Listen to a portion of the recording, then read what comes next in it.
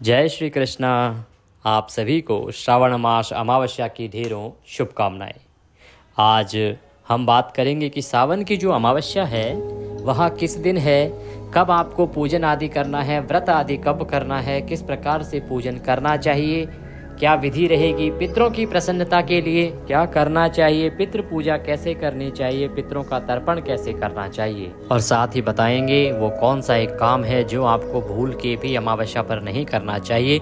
यदि आप अमावस्या के दिन वो काम करते हैं तो निश्चित रूप से आपको पाप लगता है, और वह पाप कोई साधारण पाप नहीं होता, ब्रह्म हत्या जितना पाप आपको प्राप्त होता है। इसीलिए भूल के भी अमावस्या के दिन ये कर्म नहीं करना चाहिए। आइए जानकारी आरंभ करते हैं। आपसे निवेदन है कि वीडियो यदि थोड़ा सा भी उपयोगी लगे तो कृपया एक बार लाइक अवश्य कर दीजिएगा। आपका एक लाइक हमारे लिए बड़ा महत्वपूर्ण होता है। भगवान की प्रसन्नता के लिए और पितरों की प्रसन्नता के लिए कमेंट बॉक्स में लिखिएगा जय पितृदेव, हर हर महादेव। भगवान शंकर की कृपा से आपके पितरों की तृप्ति होगी, पितृ प्रसन्न होंगे तो आपकी तृप्ति होगी। आप देख रहे हैं देवभूमि ज्योतिष संस्थान का प्रतिष्ठित यूट्यूब चैनल देवभूमि धार्मिक। हम यहाँ पर सभी व्रत और त्योहारों की सही शास्त्रीय जानकारी प्रदान करते हैं। ज्योतिष शास्त्र और पंचांग के आधार पर आपको बताते हैं कौन सी तिथि कब है, व्रत आदि कब करना है, क्या विधि है, क्या नियम है, किन गलतियों को करने से बचना है। यदि आप सभी व्रत और त्योहारों की सही शास्त्रीय जानकारी प्राप्त करते रहना चाहते हैं तो कृपया चैनल को अभी सब्सक्राइब कीजिए और बेल आइकन को प्रेस कीजिए। जब आप सब्सक्राइब का बटन दबाएंगे तो वहाँ एक घंटी का निशान बना हुआ आएगा, उसको अवश्य प्रेस कीजिएगा, दबाइएगा, तभी आपको हमारे सारे वीडियोस प्राप्त होंगे, अन्यथा आपसे जानकारी छूट जाएगी। आइए प्रिय भक्तों, जानकारी आरंभ करते हैं। बात करते हैं अमावस्या की। श्रवण मास की जो अमावस्या है उसकी महिमा बहुत अधिक है, उसका महत्व बहुत अधिक है। इसका कारण ये है कि ये दक्षिणायन की प्रथम अमावस्या है। दक्षिणायन क्या होता है? दक्षिणायन वह अवस्था होती है जब सूर्यदेव कर्क राशि में प्रवेश करते हैं। कर्क की संक्रांति जो अभी गई है इसी महीने, कर्क की संक्रांति से और मकर की संक्रांति के बीच का जो समय है वो दक्षिणायन का समय होता है। इस समय सूर्यदेव दक्षिण की ओर गमन कर रहे होते हैं। ये जो समय है ये पितरों का समय बताया जाता है। शास्त्र कहते हैं कि जो 6 महीने का समय होता है ना, ये पितरों को समर्पित समय है, ये पितरों का समय है। इसमें जितना आसानी से आप पितरों को तृप्त कर सकते हैं, प्रसन्न कर सकते हैं, उतनी आसानी से बाकी समय में नहीं कर सकते। इसीलिए सदा इसी समय की प्रतीक्षा की जाती है। दक्षिणायन का जो समय है इसी में पितृपक्ष भी आता है, क्योंकि ये पितरों का समय होता है, और इसी में पितृ अमावस्या भी आती है। इस अमावस्या से और आने वाली 4 अमावस्याओं तक बहुत ही उत्तम समय रहता है ये पितरों की प्रसन्नता के लिए, और इन महीनों में आपको अवश्य ही पितरों का कर्म करना चाहिए। सबसे पहले पितृ पूजा से आरंभ करेंगे, फिर देव पूजा और व्रत के विषय में बात करेंगे। प्रिय भक्तों, पितृ पूजा की बात करते हैं तो ये जो समय है इसमें अमावस्या के दिन आपको सूर्योदय से पहले उठ जाना चाहिए। स्नान के तौर पर अगर आप पवित्र स्नान करते हैं अर्थात गंगा स्नान करते हैं तो बड़ा कल्याणकारी है। गंगा स्नान कैसे करेंगे? आप नहाने का जो पानी भरते हैं उस पात्र में पहले गंगा जल भरिए, फिर शुद्ध जल भरिए, और उसके बाद उस जल से हर हर गंगे बोलते हुए स्नान कर लीजिए। ये स्नान आपको गंगा स्नान का फल देगा। इस प्रकार से गंगा स्नान कीजिए। गंगा स्नान करने के बाद अब आपको सूर्य देव को जल देना है। आज के दिन माता तुलसी को जल नहीं देना है, ध्यान दीजिएगा, क्योंकि अमावस्या का दिन है। अमावस्या पर तुलसी जल नहीं दिया जाता है, तुलसी माता को जल नहीं दिया जाता है, पत्ते आदि नहीं तोड़े जाते हैं। अगर गलती से टूट जाए तो वह अपराध की श्रेणी में है, तो इससे आपको बचना चाहिए। आज के दिन पीपल को जल दिया जाता है, तो पीपल अगर आपके यहाँ पे है तो जल दीजिएगा, अन्यथा तर्पण के बाद तो आपको अवश्य जल अर्पित करना ही चाहिए। अब बात करेंगे पितृकर्म की। तो पितृकर्म करने के लिए देखिए, यूँ तो आप पिंडदान कर सकते हैं, पितरों का तर्पण उसके साथ कर सकते हैं, ब्राह्मण को बुला के करा सकते हैं। अगर पिंडदान आदि ना कर पाएँ तो एक बहुत ही साधारण क्रिया हम आपके लिए बताते हैं जो सबके लिए उपयोगी है, और ये स्वयं ब्रह्मदेव द्वारा कहा गया है। ये जो मैं बताने जा रहा हूँ ये क्रिया ब्रह्मदेव द्वारा बताई गई है। नारद पुराण में इसका वर्णन है।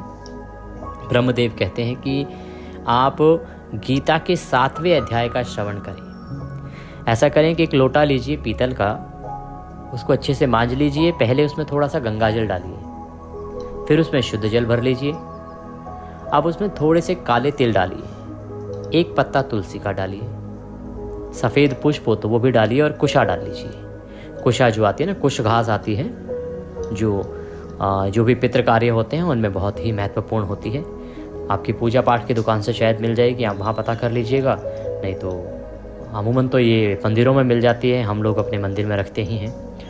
तो आप वो कुशा लीजिएगा, कुशा उसमें डालिएगा, लोटे को लीजिएगा, आसन लगाइए और दक्षिण दिशा की ओर मुख करके बैठ जाइए, लोटे को रखिए सामने और गीता के 7वें अध्याय का श्रवण कीजिए। आप पढ़ सकते हैं तो पढ़ लीजिएगा, अन्यथा हम आपके लिए अपलोड करेंगे गीता का 7वां अध्याय, पहले से अपलोड भी किया हुआ है।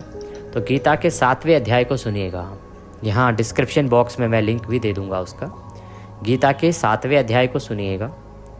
सुनने के बाद जब पूर्ण हो जाए अध्याय तो आप अपने हाथ में लोटा लीजिएगा और संकल्प कीजिएगा कि हे जनार्दन, ये जो गीता के 7वें अध्याय को सुनने का पुण्य मुझे प्राप्त हुआ है, ये संपूर्ण पुण्य मैं अपने पितरों को अर्पित करता हूँ, या अमुक अमुक पितरों को अर्पित करता हूँ। आप पितरों का नाम लेके बोल सकते हैं, उनके साथ जो संबंध है उनके लिए बोल सकते हैं कि इन पितरों को मैं ये संपूर्ण पुण्य अपना अर्पित कर रहा हूँ, ये उन्हें प्राप्त हो और वो तृप्त हो। इस प्रकार से संकल्प कीजिए। फिर उस जल से आप तर्पण कीजिएगा पितरों का। तर्पण आप, अगर आपके आसपास पीपल नहीं है तो आप घर पे पहले बड़े पात्र में तर्पण कर लीजिए, फिर यह जल ले जाके और पीपल पर छोड़ दीजिएगा, अर्पित कर दीजिएगा। तर्पण कैसे करना है? पितृ क्षेत्र जो है आपके हाथ में होता है, ये सीधे हाथ के अंगूठे और उंगली के बीच का जो क्षेत्र है ना, इसे पितृ क्षेत्र कहते हैं। यहाँ से आपको तर्पण करना है। यहाँ से आप पितरों को स्मरण करते हुए तर्पण कीजिएगा। तर्पण करते समय अगर आप बोल पाएँ तो यह मंत्र है, इसको बोलिएगा। ओम देवताभ्यः पितृभ्यश्च महायोगिभ्यः च नमः स्वाहायै स्वधायै नित्यमेव नमो नमः। ओम देवताभ्यः पितृभ्यश्च महायोगिभ्यः च नमः स्वाहायै स्वधायै नित्यमेव नमो नमः। यह मंत्र है। इस मंत्र को बोलते हुए पितरों का तर्पण कीजिएगा। तर्पण करने के बाद वह जल पीपल पर अर्पित कीजिएगा। अपने पितरों से निवेदन कीजिएगा कि हे मेरे पितरों, आप उनका नाम ले सकते हैं, जो भी संबंध है वह बोलते हुए कि हे मेरे पितरों, ये गीता के 7वें अध्याय का संपूर्ण फल मैं आपको अर्पित करता हूँ, आप इसे ग्रहण करें और आप इससे तृप्त हों। यह जल मैं आपको अर्पित कर रहा हूँ, इसे आप ग्रहण करें, इससे आप तृप्त हों, प्रसन्न हों। मेरे जीवन में जो संकट हैं उनका निवारण करें। देखिए, पितरों से निवेदन इसलिए करने को बोल रहा हूँ क्योंकि आपके जीवन में अनेकों ऐसे संकट होते हैं जो पितृदोष के कारण ही उत्पन्न होते हैं। पितृदोष के कारण आपके जीवन में आर्थिक संकट उत्पन्न हो जाते हैं, आपके आर्थिक हालात बिगड़ जाते हैं। आप बहुत प्रयास करते हैं फिर भी ना रोजगार चलता है, ना कारोबार चलता है, ना पैसा आपके पास टिकता है। नौकरी है तो या तो छूट जाती है और अगर छूटती नहीं है तो मिलती नहीं है। इस प्रकार से आपको आर्थिक परेशानियां घेर लेती हैं। आपके घर में गृह कलेश आरंभ हो जाते हैं, परिवार टूट जाते हैं, पारिवारिक झगड़े बढ़ जाते हैं, पति पत्नी के बीच में कलेश बढ़ जाता है। पितृदोष अगर है या पितृ अगर तृप्त नहीं है, पितरों की नाराजगी है तो। इसके अतिरिक्त यहाँ तक होता है कि आपकी जो संतान प्राप्ति है, आपका वंश वृद्धि तक रुक जाती है पितृदोष के कारण। इसीलिए पितृदोष को बहुत ही सीरियस लेना चाहिए, पितरों की तृप्ति को बहुत सीरियस लेना चाहिए। पितरों को कभी नाराज नहीं करना चाहिए, सदा उनको तृप्त करना चाहिए, उनको सदा प्रसन्न रखना चाहिए, इसका ध्यान रखना चाहिए। प्रिय भक्तों, ब्रह्मदेव कहते हैं कि जो मनुष्य इस प्रकार से अपने पितरों को तृप्त करता है, इस विधि से अपने पितरों को तृप्त करता है, उसके पितृ निश्चित ही और शीघ्रता से प्रसन्न हो जाते हैं, तृप्त हो जाते हैं, उन्हें अथाह तृप्ति प्राप्त होती है। इस जल के द्वारा और गीता के 7वें अध्याय के श्रवण के पुण्य के द्वारा उनको अथाह पुण्य की प्राप्ति होती है, अत्यंत पुण्य की प्राप्ति होती है। और यदि किसी की यहाँ पितृदोष होता है तो वह समाप्त हो जाता है। इसीलिए आपको यह कर्म करना चाहिए। ये कर्म यूँ तो कई सारी तिथियों पर बनता है, आप अमावस्या पर करें, आप इसको पूर्णिमा पर भी कर सकते हैं, एकादशी पर कर सकते हैं, संक्रांति पर कर सकते हैं। और अब तो चातुर्मास चल रहा है, चातुर्मास में तो ये प्रतिदिन के लिए कहा गया है।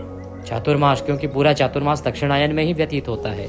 चातुर्मास में वर्णन आता है कि यदि आप चातुर्मास में प्रतिदिन पितृ तर्पण करें और गीता के 7वें अध्याय का पुण्य पितरों को अर्पित करें तो आपके पितृ अत्यंत तृप्त होते हैं और उनके आशीर्वाद से आपके जीवन के सभी दुख दूर हो जाते हैं। ये तो बहुत उत्तम समय है करने के लिए, तो अमावस्या के दिन तो आपको करना ही करना चाहिए। अन्य तिथियों पर भी अगर आप इसको कर पाएं तो बहुत कल्याणकारी है। एक कर्म तो ये कीजिएगा, हम आपके लिए जो वीडियो अपलोड करते हैं उसमें बताते भी हैं कि इस विधि से ऐसे ऐसे आपको करना है, जैसे कि आप भूल भी जाएं तो वहाँ पे साथ के साथ हम बता जाते हैं और उस विधि से पूर्ण रूप से कर लीजिएगा। आपका बड़ा सहायक रहेगा आपके लिए वो वीडियो। तो यहाँ मैं डिस्क्रिप्शन में भी डाल देता हूँ जो पहले से वीडियो अपलोडेड है, और नया वीडियो मैं कल भी आपके लिए अपलोड कर दूंगा। अर्थात जिस दिन अमावस्या होगी उस दिन भी मैं सुबह सुबह आपके लिए अपलोड कर दूंगा। अब बात करते हैं कि पितृ पूजा में और क्या कर सकते हैं। इसके बाद आपको ब्राह्मण को भोजन कराना चाहिए। आप ब्राह्मण को भोजन के लिए बुलाइए, उनको भोजन कराइए, दान दक्षिणा आदि देके विदा कीजिए। ब्राह्मण को भोजन कराना सबके लिए संभव नहीं है, क्योंकि सबका वर्क रूटीन ऐसा होता है कि किसी को जल्दी ऑफिस जाना है, नहीं हो पा रहा है। अगर आप भोजन ना करा पाए तो खाद्य सामग्री आप ब्राह्मण को दान दीजिए। खाद्य सामग्री में आप फल ले लीजिए, दक्षिणा रख के वह दे दीजिए। फल ले लीजिए, दूध रख के और दक्षिणा रख के वह ब्राह्मण को दे दीजिए। आप मंदिर में दे आइए। इस प्रकार से जो दान आपने देना है वो योग्य ब्राह्मण को देना है, इसका आपने ध्यान रखना है। जो कर्मकांडी ब्राह्मण हो, जो पुण्य कर्म करता हो ना, ऐसे ही किसी ब्राह्मण को ये दान दिया जाता है और ऐसे ही किसी ब्राह्मण को आपने ये दान देना चाहिए। ये कर्म आप कर सकते हैं पितरों के निमित्त। अब बात करते हैं अमावस्या पर किए जाने वाले व्रत के विषय में। फिर अमावस्या पर जो अन्य दान किए जाते हैं उनके विषय में बात करेंगे। अमावस्या पर प्रिय भक्तों भगवान गौरी शंकर का पूजन और व्रत किया जाता है। ये व्रत जो है वो अमर सुहाग के लिए किया जाता है, सुहाग की लंबी आयु के लिए किया जाता है कि आपका जो सुहाग है वह दीर्घायु हो। इसके लिए ये व्रत मुख्य रूप से किया जाता है। इस व्रत में भी सुबह स्नान आदि से निवृत्त होने के बाद भगवान शंकर का पूजन करना चाहिए, संकल्प करना चाहिए। संक्षेप में आपको पूजा विधि बता देते हैं, आप में से बहुत सारे लोगों को पता होगी, जिनको नहीं पता है तो अभी ज्ञात हो जाएगी।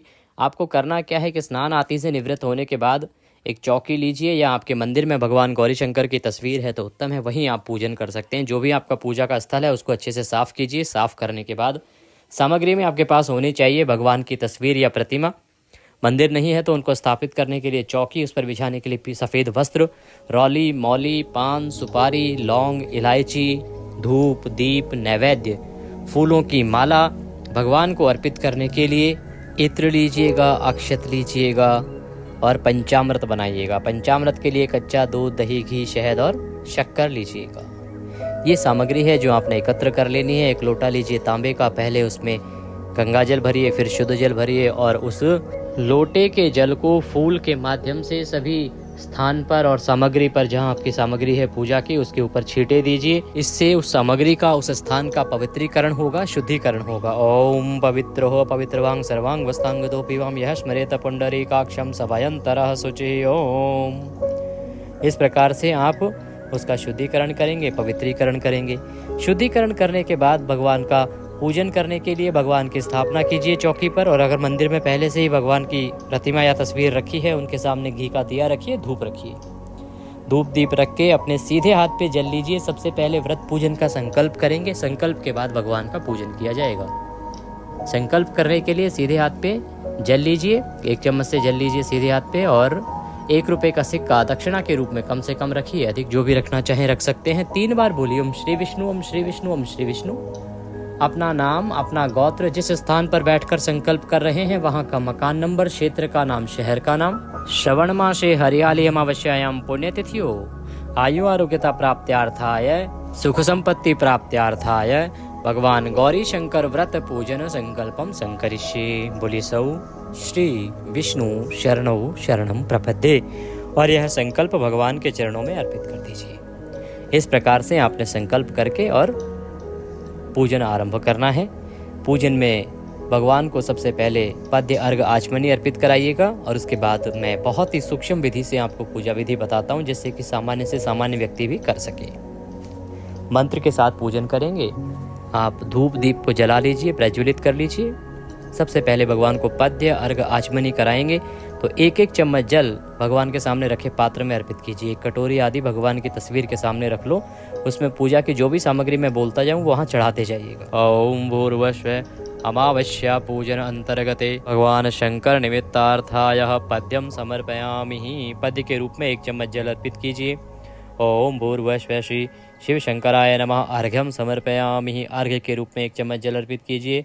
ओम भूर्भुवः श्री शिव शंकराय नमः। आचमनीम समर्पयामि। आचमनी के रूप में 1 चम्मच जल अर्पित कीजिए। इस प्रकार से आपने भगवान को पद्य अर्घ आचमनी कराया। अब आप भगवान को स्नान कराएंगे। स्नान के लिए जल अर्पित कीजिएगा।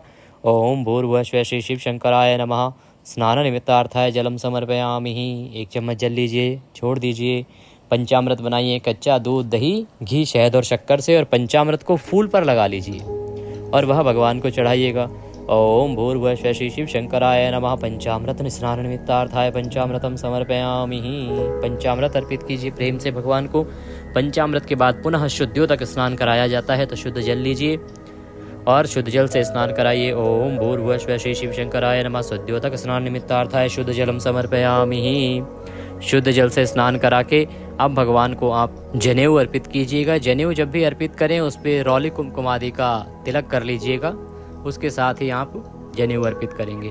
ओम भूर्भुवः श्री शिव शंकराय नमः। यज्ञोपवीतम समर्पयामि। यज्ञोपवीत के बाद वस्त्र अर्पित कीजिए। वस्त्र के रूप में मौली का 1 टुकड़ा तोड़िए और वह अर्पित कीजिएगा। ओम भूर्भुवः श्री शिव शंकराय नमः। वस्त्रम समर्पयामि। वस्त्र अर्पित करने के बाद आप भगवान को तिलक कीजिए रौली कुमकुम आदि से। शिव शंकर को तिलक करेंगे चंदन से और माँ पार्वती को तिलक करेंगे, माँ उमा को तिलक करेंगे रौली कुमकुम से। भगवान शंकर को त्रिपुंड बनाया जाएगा। ओम भूर्भुवः श्री शिव शंकराय नमः। श्री उमापते नमः। तिलकम समर्पयामि। तिलक कीजिए, अक्षत लगाइए। आपके पास यदि इत्र है तो इत्र को फूल पर लगा लीजिए और भगवान को अर्पित कीजिए। ओम भूर्भुवः श्री शिव शंकराय नमः। इत्रम समर्पयामि। इत्र अर्पित कीजिए। इत्र अर्पित करने के बाद अब भगवान को आप पुष्प अर्पित करेंगे। फूलों की माला है तो माला पहनाएंगे। ओम भूर्भुवः श्री शिव शंकराय नमः। पुष्पम समर्पयामि। माल्यार्पणम कुरुः। माला पहनाइए, प्रेम से पुष्प अर्पित कीजिए। अब धूप दिखाइए और दीप दिखाइए। ओम भूर्भुवः श्री शिव शंकराय नमः। धूपम अर्पयामि। ओम भूर्भुवः श्री गौरी शंकराय नमः। दीपम दर्शयामि। धूप दीप दिखा के नैवेद्य अर्पित कीजिए। नैवेद्य के रूप में आपके पास कोई फल है तो फल लीजिए, मिठाई है तो मिठाई लीजिए, अन्यथा मिश्री ले लीजिएगा और वह अर्पित कर दीजिएगा। ओम भूर्भुवः श्री शिव शंकराय नमः। नैवेद्यम समर्पयामि।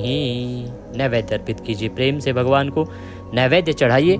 नैवेद्य अर्पित करके जलाचमनी कराई जाती है, तो पुनः 1 चम्मच जल लीजिएगा और अर्पित कीजिएगा। ओम भूर्भुवः श्री शिव शंकराय नमः। जलाचमनीम समर्पयामि। जलाचमनी कराइए।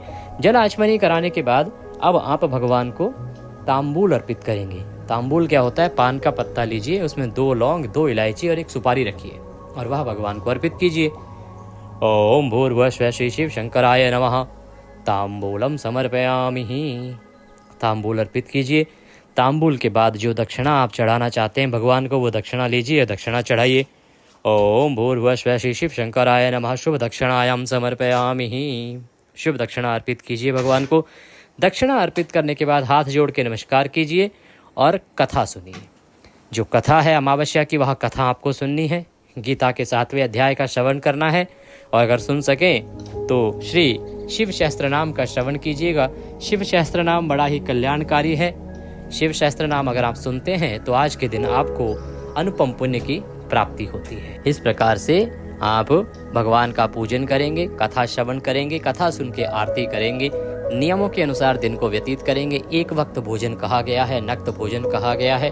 ब्रह्मचर्य का जो नियम है आपने 1 दिन पहले धारण कर लेना है और पूर्ण रूप से निभाना है। अगले दिन तक आपको ब्रह्मचर्य धारण करके रखना है, इसका ध्यान दीजिएगा। अमावस्या के दिन ब्रह्मचर्य एक बड़ा नियम है, इसका पालन करना चाहिए। किसी भी प्रकार के तामसिक पदार्थों का आज प्रयोग नहीं करना चाहिए। लहसुन प्याज आदि भी वर्जित बताए जाते हैं। मांस मदिरा आदि का सेवन तो बहुत दूर दूर तक भी नहीं होना चाहिए। इस प्रकार से आप पितृकर्म कीजिए, देव कर्म कीजिए, यह व्रत कीजिए। व्रत के परिणाम से आपके जो वर होंगे, आपका जो पति होंगे, वो दीर्घायु होंगे, उनका स्वास्थ्य अच्छा रहेगा। अब बात आती है सायंकाल की और बाकी नियमों की। प्रिय भक्तों, आज के दिन अन्नदान का बड़ा महत्व है। अगर अन्नदान कर पाए तो बड़ा कल्याणकारी है। किसी भूखे को खाना खिलाइए, भंडारा आदि कहीं हो रहा है वहाँ पे योगदान दे दीजिए या खुद करवा लीजिए, जलदान दे दीजिए। ये अन्नदान जो है वो महादान है। तो अगर कर सकते हैं तो ये सहयोग अवश्य कीजिएगा।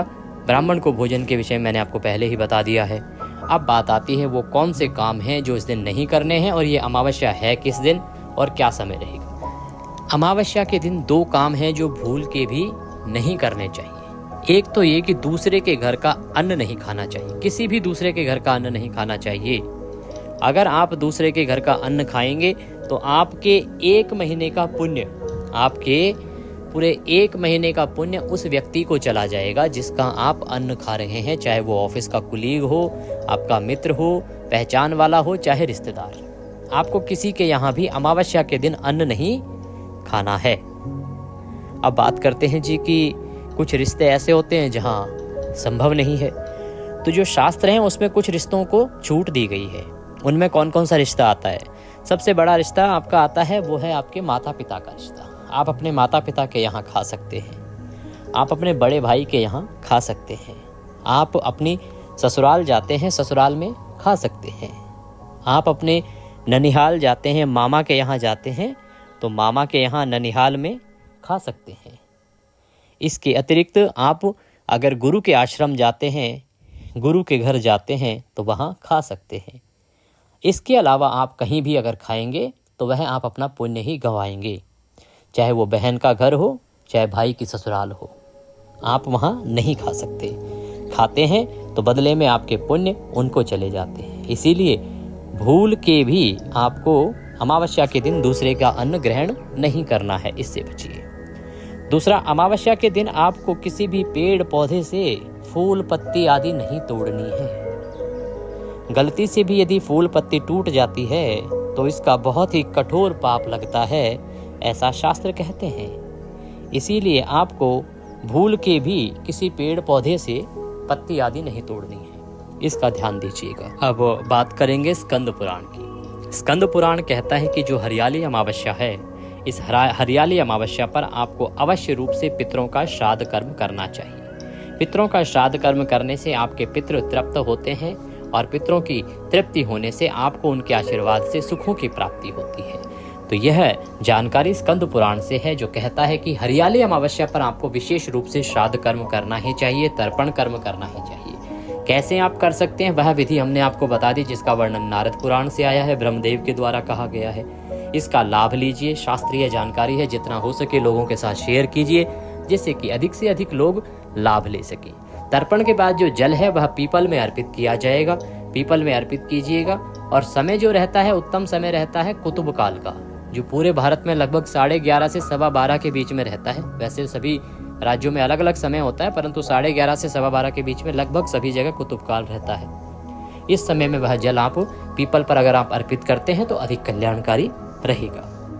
बात करें अमावस्या है कब, ये कर्म करना किस दिन है, तो अमावस्या तिथि जो है शुरू हो रही है 24 जुलाई को सुबह 2:29 पर। 23 की रात्रि को 12 बजे के बाद 2:29 पे शुरू हो जाएगी और 25 जुलाई रात्रि को 12:41 अर्थात 24 की रात्रि मध्य रात्रि के बाद 12:41 पर समाप्त हो जाएगी।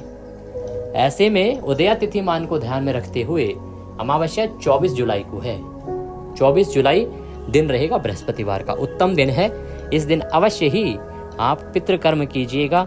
मैंने आपको 2 पुराण का रेफरेंस दिया है, इसको हाथ से ना जाने दीजिए। बड़ा उत्तम मौका होता है। अमावस्या वो दिन है, यदि आपने पितृकर्म कर लिए तो आपका पूरा महीना बहुत अच्छा बीतेगा।